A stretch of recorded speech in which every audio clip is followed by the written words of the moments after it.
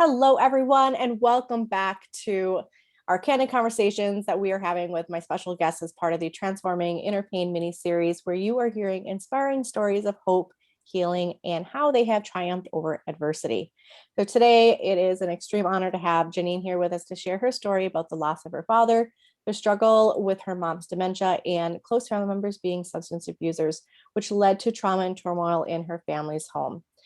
Though life has challenged her, she found her inner spiritual warrior, healed from the trauma, and set herself and her family free, which is incredible. So I'm really excited for her to be able to share her story with you, and really tap into everything that's gone on in her life and how she's got to where she is today.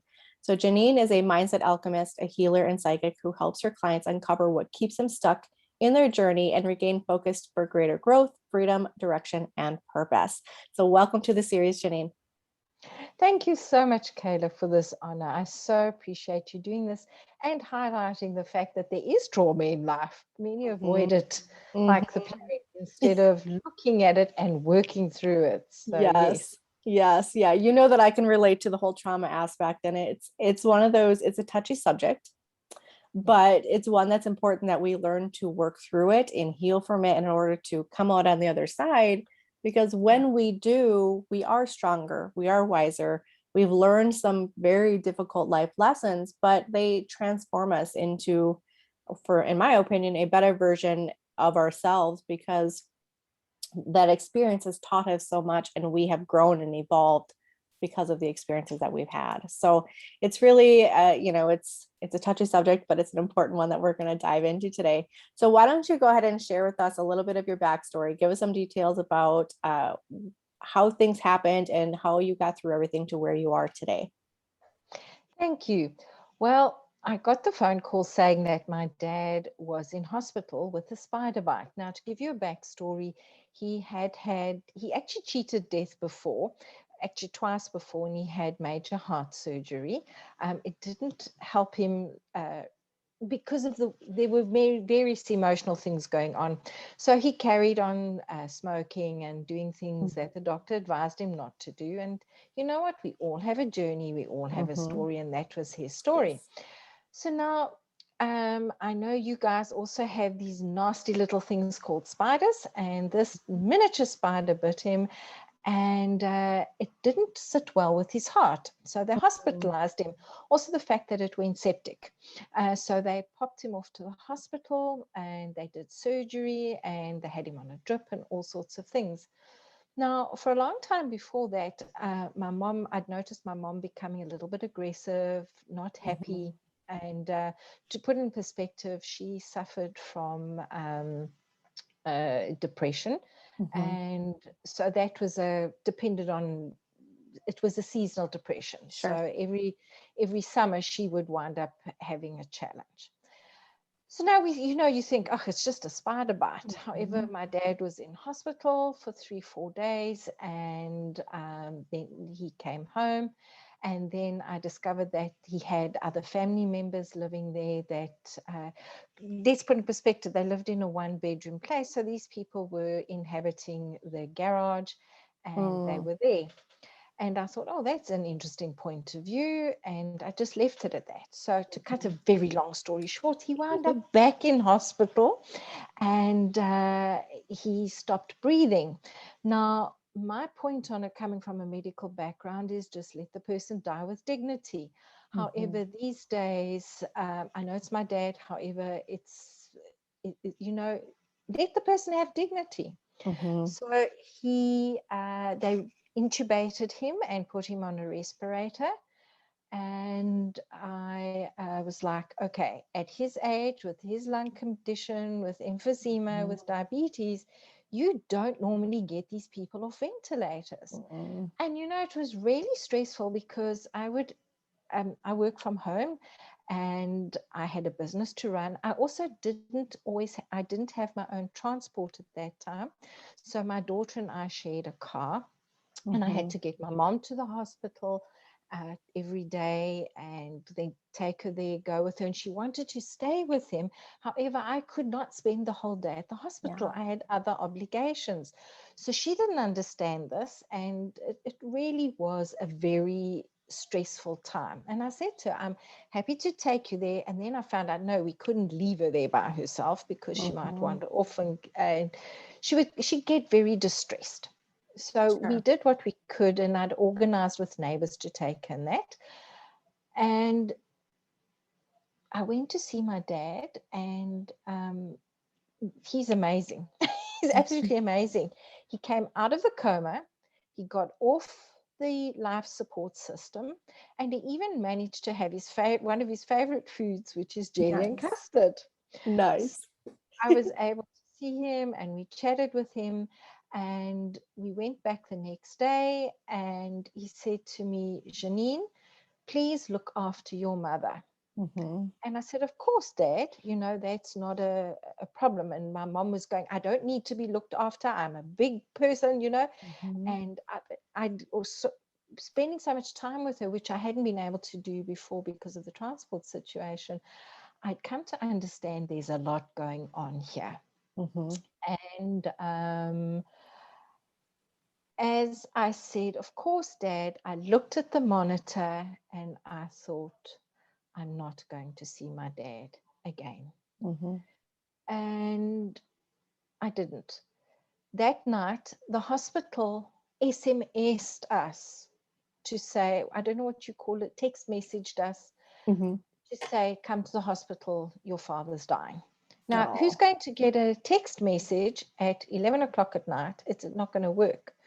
However, I'm almost certain that they must have tried to phone the house where the relatives were and where my mom was, and due to various situations, they weren't able to. So by the time I got my mom and I got there, my dad had passed. And to me, that was just such a show of such an indomitable spirit that he survived it. He was able to go home, and then he just couldn't anymore. And his spirit just couldn't anymore when he went back into the situation. And the fact that he got off that life support, Kayla, is a miracle. Oh yeah, and no doubt. I mean, you've been through it with various people and that you understand. And the fact that he came back just to ask me to take care of my mom was incredible. And within 4 hours after that, his spirit basically left. So that was what happened with my dad. Yeah, he had that unfinished business that he needed to attend to before he could officially be okay with transitioning. And it's it's always interesting to hear stories like that. Like for myself, my dad told me, I don't know if I've shared this with a whole lot of people, but my dad told me 3 days before he was going to die that he was only going to be here for 3 more days. And so I had those difficult conversations with my dad before he passed, and all the things I needed to do when the time came, because he knew when it was going to be his time to transition and leave. And at the time, I didn't really think much of it. I was like, oh, Dad, you're fine. Like, we got some more time, just kind of trying to be lighthearted about it and not freak out that he was telling me this. And it wasn't until afterwards and it hit me, and I was like, oh my gosh, he was right. He really did only have 3 days left with me, and he was preparing me for everything that was to come. And that was part of his journey, and part of him being able to be at ease, knowing that he shared everything he needed to share with me before it was his time to go. But he knew. And it's almost, I don't know, it's amazing and remarkable how those that are in that position of transitioning, that they just know. And it's almost as if they're being told, like, it's time for you to prepare. Your time is coming, type of thing. And it was eerie, but it was interesting. And that's probably something I will never forget about the last few days with my dad, is just having those conversations with him and preparing for what was to come. Yeah. Well, you totally understand and get this, and it's the aftermath. Yes. And I think for me, the hardest thing was the anger I felt at he had done his best to get things in place. And because of the family members living with him and various things that had happened, and subsequently, as I've looked back and I've done my own healing, his limiting beliefs around wealth, money, finances. Yes. because he was an orphan. He and his twin brothers were orphaned. They grew up in orphanages and not orphanages, in boarding homes, that boarding schools. That means they were there by themselves in school holidays and everything. They brought themselves up, Sure. basically. These limiting beliefs came into play and were part of the way he transitioned, feeling unsupported and that. However, he's always he's always done everything. His love language, it was tasks. And you could see he had really tried to put things in place. I agree with you. He knew something was happening. And yet there comes a time, as we both know, it's time. Yep. And that's how it happened. So then we had to organize funerals, and it was just, and I think for me, one of the hardest things was seeing my father always went to other people's funerals. He was always there, and very close family members that he bent over backwards for, that he did a whole lot of stuff for. They told us, oh no, well, they really can't take time off work, and they have businesses to run, and an interesting point of view. It is. So there were not that many people there. For me, the people that were there, I honor and I respect them. However, there were people that I felt really could have been there and that weren't. And to see my mom, because they were married a long time, and to see my mom, it makes me want to cry. Saying, bye-bye, PT. I know I'll see you one of these days. Just be safe. And it was just so poignant. And if nothing else, that actually was very traumatic for me, was seeing her say goodbye. And then it was the stress of now sorting out the will and sorting out the home and sorting out all of these things. I am just so incredibly blessed that my daughter was very, very supportive of me. Then it became apparent just how badly stressed my mom was by having these people in her home. She never wanted them to stay there. She loved the children very much, the child very much. However, the adults that were staying there were not,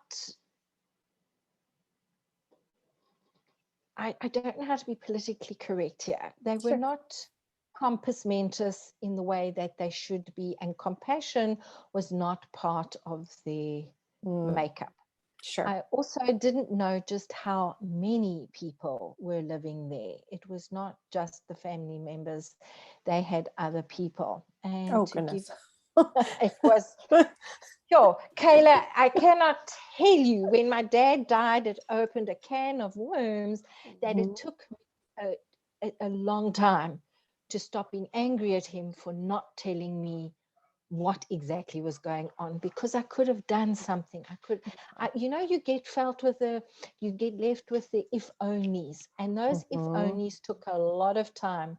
My father, I remember him taking money out of his pocket when he really didn't even, money was very tight, and buying food for somebody else. That was the person he was.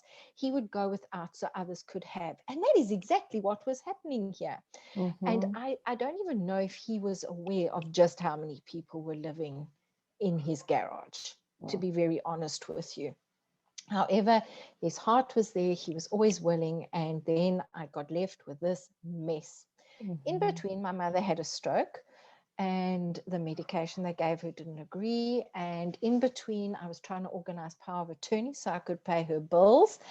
And the family members that were there were trying to clean the account out. Thank goodness the people at the bank did not allow that to happen, for which I'm really grateful for. However, I am so grateful for how the universe takes care of me, because the one day I got this phone call to say, I've got these people standing in front of me, and they say they have signing powers on your mother's account, and they want to draw out the equivalent of $2,000, just over $2,000, which in Rand terms is a lot of money. Yeah. Oh, yeah, definitely. It's a lot of money. And I went, no, I'm the only person who has signing powers on that account. No, your mother signed surety for their bond and this, that, and the next thing. And I said, I'm sorry, I don't know what you're talking about. The next thing, this lady wouldn't talk to me and she put the phone down on me. So now I had to get to the bank and sort that out, in between with my mom being in the hospital. And then what it turned out, they'd actually gone to my mother in the hospital and they got her to sign power of attorney Oh, geez. for them. Now, you're an accountant. You understand the implications of this. Yes. That's not good at all. And not only that, she's not in her right mind to be able to be signing documents of that nature, period. If she's in the Exactly. hospital and be taken care of, it's not even legal, let alone ethical. Exactly. And luckily, like I say, I got this phone call and I went. And at this time, I didn't suspect the family members as being involved. Sure. I went from being very naive. I didn't expect it. I wasn't aware of it. And it was actually causing a lot of stress at home because my son was saying, Mommy, these people are substance abusers. And I'm saying, that can't be possible. I cannot believe it of this person. It's just not possible. We grew up together. How can this be possible? And then it just was, and it caused a lot of trouble between my son and I because he was saying, I'm not doing this, I'm not interested, I'm not working with it. My daughter even said, Mommy, there's a problem there. And I'm going, no, you try and believe the best of people, you try and help people. Oh, my word. I didn't realize they were selling things in the house to support their substance abuse. It was when I went through the cupboards, my mom had a lot of valuable jewelry, a lot of valuable antiques, and they were very, and it's so, you might be interested in this. We'd come then, they wouldn't let us in. And my son came to me the one day when I forced him to go with me. He said, Mommy, you know there are people in the roof. What? I went, what?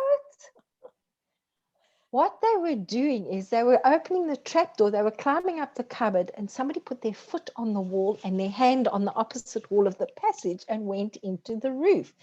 Now, my mom was home. However, she couldn't walk properly. Her balance was done and her speech was completely affected. And because I was not trusting what my children were telling me about these people being substance abusers, I'd organized for them to be my mother's primary caregivers. And the challenge is she was incontinent. Then I got this phone call the one night saying, Ma'am, you had better come.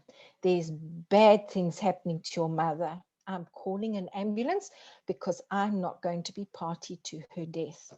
And what had happened was, because my parents had a substantial estate, even though they couldn't touch it because it was in investments and things, so that my mom got money to live on. However, they couldn't touch the principal.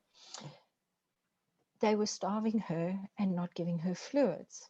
So they were basically trying to kill her off. And this man just was not going to be party to it. So he phoned the ambulance. And when the ambulance got there, she was completely dehydrated because of the stroke. She was totally confused. The dementia was absolutely accelerated. And I spoke to the staff at the hospital she was taken to, and it was a mess. And they said to me, someone is deliberately starving this woman. Now, let me tell you, I was buying groceries for a substantial amount and subsidizing it every week. So there's no reason for them not to give my mom the food, except that they were stoned out of their mind and they didn't wish to take care of her. Went there and let's just put it this way, my mom was incontinent. Now, Kayla, let me put in perspective. My mother always kept an impeccable home. There was never dust, nothing was out of place. And I came there the one day and there was just feces, hands, feces all over the walls. The place was a tip. I was paying for a maid. I was paying for somebody to clean the home. Turns out afterwards, and I only found this out after my mom died, that they had fired the maid, and the money that I was giving them to pay the maid, they were using for substances. So the maid who should have been helping my mom and should have been keeping the home clean wasn't there. And every time I went there, oh no, they swapped days and they did this. And I don't know how I could have been so stupid. And that, along with my dad's death, was the most traumatic thing that because I wasn't prepared to see the obvious, Mhm. because I was trying to think well of the people, my mom was really traumatized. Yeah. So the one day we went there, and it turned out these people had been beating her as Oh, well. geez. And my daughter and I went, that's it. Draw a line in the sand. Mhm. And along with that, the people in the complex were phoning me that things are going on. Their substance abuse dealers coming in. They're coming to buy the substance from these people. And these people were breaking into the people. Then the things came to a head. The one night the police came, and again somebody was hiding in the roof, and they ran across the roof, breaking all the shingles, and they smashed somebody's car jumping off the roof. It was a mess. That is And a mess. I never got to grieve my father's passing Mm-mm. because I was so busy dealing with this nonsense. Mhm. Concurrent to this, what was happening is my husband and I had been having a few challenges in our marriage because I personally wasn't facing reality. I knew there was a lie, I knew there were things going on, and I didn't wish to face the reality. Have you ever had that happen in your life? Yes. I think we all have. And if we don't, if we're probably lying about it. And so after my dad died, it was a case of I'm not dealing with this. I don't want to know about it. I'm going to work, sort it out. There Mhm. was no hug. There was no caring. There was nothing. Yes, he was dealing with his grief in his way. However, it left me not able to Mhm. even address my grief. And there wasn't grief that I knew it was a better place for my dad. I don't really grieve when people die from that. However, there's a loss of the person, there's a loss of Mhm. memory, there's the loss. You know this, I know this, everybody's listening. Okay. So my husband just said, forget it. And Janine, we are not subsidizing that household. I said, I've got to get my mom food and we can't bring her here. Mhm. What must I do? So anyway, back to the story. When this guy catapulted off the wall, the people in the complex my mother lived invoked a clause where we had to sell her property. Oh, geez. So that was an interesting point of view. So to kind of very long story short, we got my mom out of there by subterfuge. I faced a lot of realities. I spent a lot of time realizing. And as well, my dad's death helped me to see that it literally triggered me into facing that I have psychic abilities, that I am a medical intuitive, whereas before I'd always denied it. So we got my mom into a frail care and nursing home. Mhm. And even there, when I come to look at it, her soul journey must have been something around abuse, because Kayla, they let her toenails grow that they were under her feet. Oh my And then they gosh. put the blame on me and said I should have been checking her feet. And I went, I don't bath her. How did they get this long? Now, I have a very loud voice. And let me tell you, the lockup ward for people with dementia and that is very far from the front. Mhm. The matron in the front came running when she heard me shouting. I Oh was so no. angry. And I realized that it was a trigger from my dad, the mess, having Mhm. to face reality, face my gifts, face that my mom was not my mom anymore. And Mhm. Kayla, I think for me, that was far more traumatic even than my dad's death. Mhm. My dad died. But to see my mom in that condition Mhm. and know that this hyper intelligent woman was dying with her genius inside of her. She'd Mhm. gone inside of herself so deeply, nobody could reach her. Mhm. Something else was then triggered. When I was small, I would have a dream of somebody walking up and down a passage. And the Mhm. one day I went to the end of the passage, and Kayla, it was the passage I saw in my dream. Mhm. And obviously, my mom had been dreaming about it because my mom was also psychic. She just Sure. didn't know about it. And she said to me, Janine, I keep looking for you and daddy, and I keep looking, and you don't come. And it was just that for me was Mhm. just unbelievable. Then she fell and she broke a hip, and she wound up in hospital, and she walked around for 4 weeks with a broken hip, and we thought it was her knee, Oh and they no. never let me know. So anyway, I was at a function, and I must say, my daughter was phenomenal. The one day I was at a function, and they phoned her and they'd sent her to hospital. They did a total hip. They brought her back. She held onto the doors of the nursing home so that she didn't have to go in there. She still Oh. had enough to know she did not want to go back there, because it as a psychic and an empath, she was obviously getting all these things from everybody as well. She just didn't know what it was. I didn't know what it was because I hadn't started my walk yet. And then I am really grateful to say they put her in the frail care, and these people were incredible to her. Now, she couldn't walk. She'd had a stroke. She'd had a hip. She was determined she had to walk to find my father. And we would say, and this also upset me, every time we say, Mommy, Daddy's dead, and she would relive her grief over again and Yes. again and again and again. And that was incredibly distressing. And the morning they phoned me to say, your mom's, we call it the death rattle. So she woke up and they could hear it in her chest. And I said, I've got to go. I've got something I have to go to. I cannot come. And I said, I'll be there as soon as I can. Let me just organize. And then they phoned me a half an hour later to say she was dead. Did I wish them to resuscitate her? And I said, are you absolutely out of your ever-loving minds? And when I went to get her clothing, one of the staff members, it's quite amusing when I look back at it. One of the staff members said, ma'am, I was the other side of the ward and I heard you shout, are you stupid?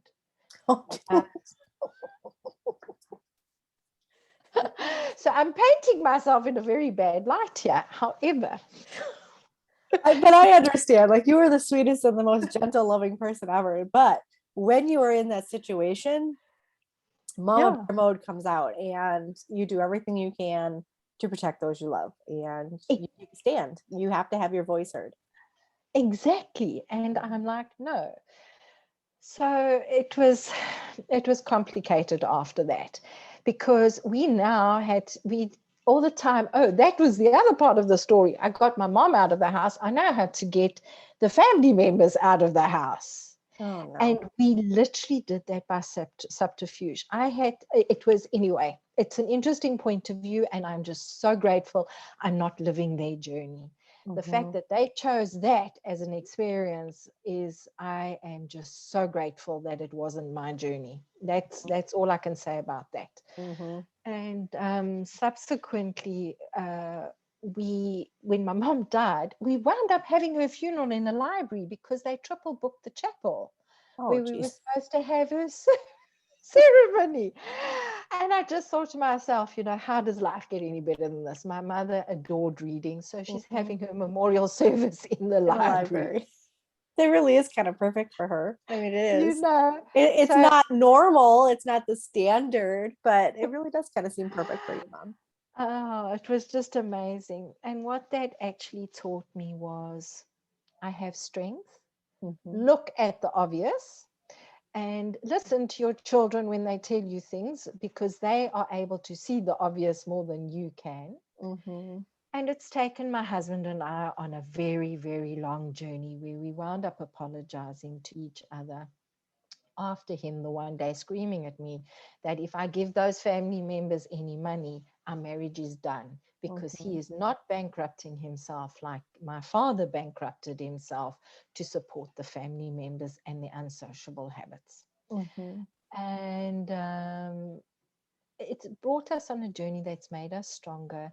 It's given me a renewed respect for my dad and my mom. My mom chose to leave the situation through dementia. My dad chose to leave it through a spider bite. He just couldn't anymore. And it has shown me truly what resilience can be, and that you can take trauma and you can triumph through it. You can take it and step forward and restore relationships, restore things, and most importantly, to honor other people for the journey they are on. I think that's one of the most difficult lessons that we have to learn is to look at people from a non-judgmental lens and know that that is their journey and this is their experience that they're meant to have, that they have lessons that they have to learn while they're in this experience, and everyone's journey is going to be different. And that is very difficult to accept and to see and to understand, until, I think until you're forced to be in that situation where you really have to look at things from a different point of view and a different perspective. And for me, it really gave me shift a lot of things for me. Not that I'm super judgmental, but let's be honest, everyone's judgmental to a certain point and degree. We all are. But when you see things from a different perspective and you can honor that journey, know that they have things that they're working through and you need to just stay in your lane and look at what journey you're going through. It really does help your healing journey and helps you give a different perspective and a different understanding of people and their situations. Definitely. And what it's done for me is it took me on my journey of understanding I am a healer, because before it just was automatic. Of course, everybody can do this. Of course, everybody can shift energy. Why can't they? Oh, they can't. Not everybody knows things. Not everybody sees things. Really? And for me, I think that was one of the more difficult things for me, that surely they can do this. And that's where I had to step out of judgment and say, no, Janine, that is your gift. They have other gifts. How do you come together in co-creation with it? And I truly feel my dad's death, the shock of my dad's death, is what released me into that journey. And helped me understand where other people are, and has actually made me a much better healer, a much better coach, and to a large degree helped me understand where people are in their businesses at a far more aligned level. So yes. It's interesting that you say that, because I can relate. What you and I haven't had this conversation before, but after my dad passed, that was where things really shifted for me. And I also became aware of spiritual gifts that I had. Not that I didn't really notice them before. I think it was just, they were always just pushed aside, like it was coincidence. Yes. Other people can do this. Like I never really thought anything of it, but hindsight's always 2020. So I can go back and think of things in my childhood, of things that happened. I'm like, that was no coincidence. These are things, these things aren't normal for everybody, type of thing. And really became to understand too that I have, healing gifts and things of that nature too. But it was the traumatic experience with my dad and going through that moment in my life that really just kind of catapulted everything and brought everything to the surface. And so even for myself, not only was I dealing with the grief of my dad, but now I was trying to figure out and navigate this whole other realm and world of what was really going on with me, and doing a lot of soul searching and diving in and just even just looking at it. Because as you know, I also identify as being a Christian. So really looking at how is this really playing into my Christian beliefs, and dismantling a lot of those Christian beliefs that really were, I don't want to say forced upon me, but were instilled upon me in my upbringing, and looking to see what beliefs do I truly believe in from over here in the Christian world and over here in the spiritual world, and just how can I get everything to co-create while dealing with everything else that's going on. And it was an experience. Let me just put it that way. I get you. That is the best way to describe it. It's an experience. It's an experience. Yes, the same thing. I moved from a Christian faith, and I moved in a very different direction, and a lot of people couldn't accept that.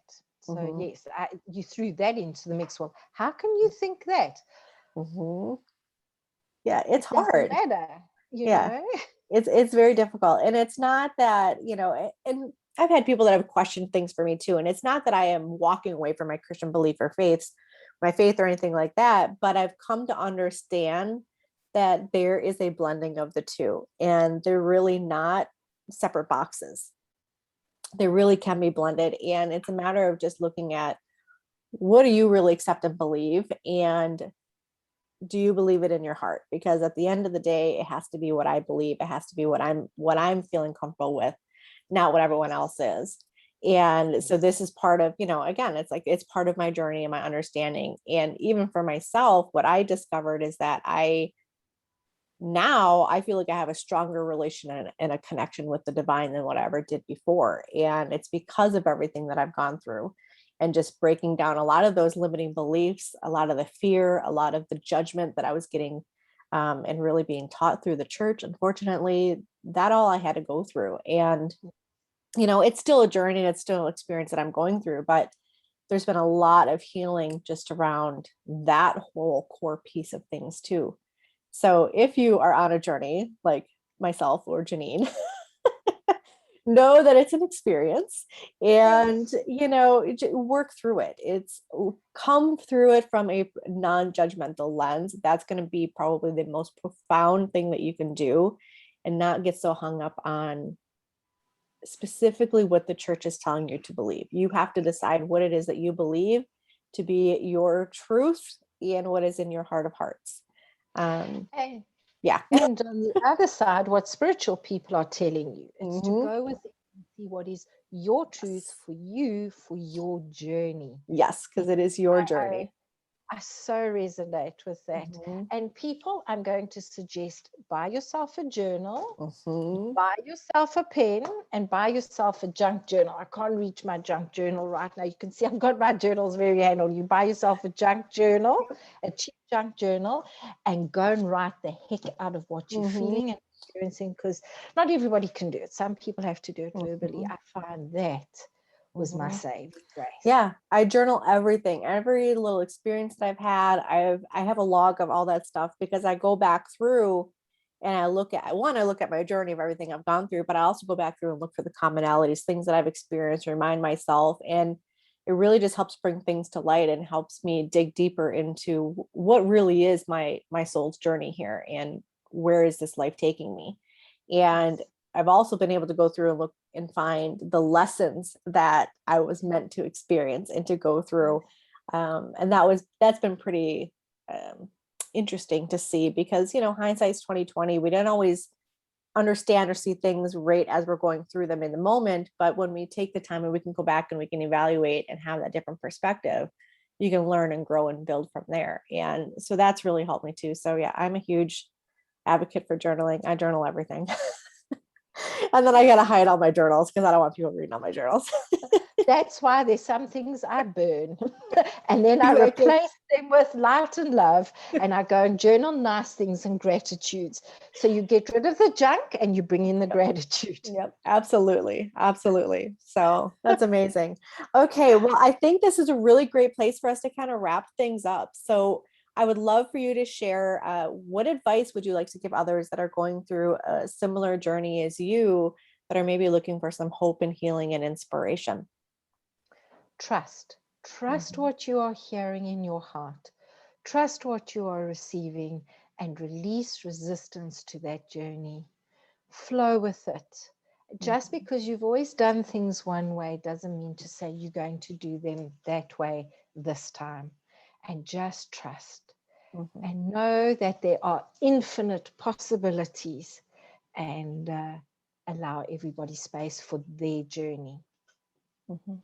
Absolutely. That's beautiful. Well, thank you so much, Janine, for sharing your story about transforming your inner pain and how you have overcome adversity throughout your life. So, for those of you tuning in, Janine's story will be included in the Embracing the Journey anthology, where over 10 brave women are sharing their stories of hope, healing, and triumph over adversity, which releases on July 15th. That anthology will actually be a bonus to my next best-selling book, Transforming Inner Pain, which releases July 22nd, for anyone that purchases a physical copy of the book. My book is available for pre-order right now, and they will both be available through Amazon and other online retailers.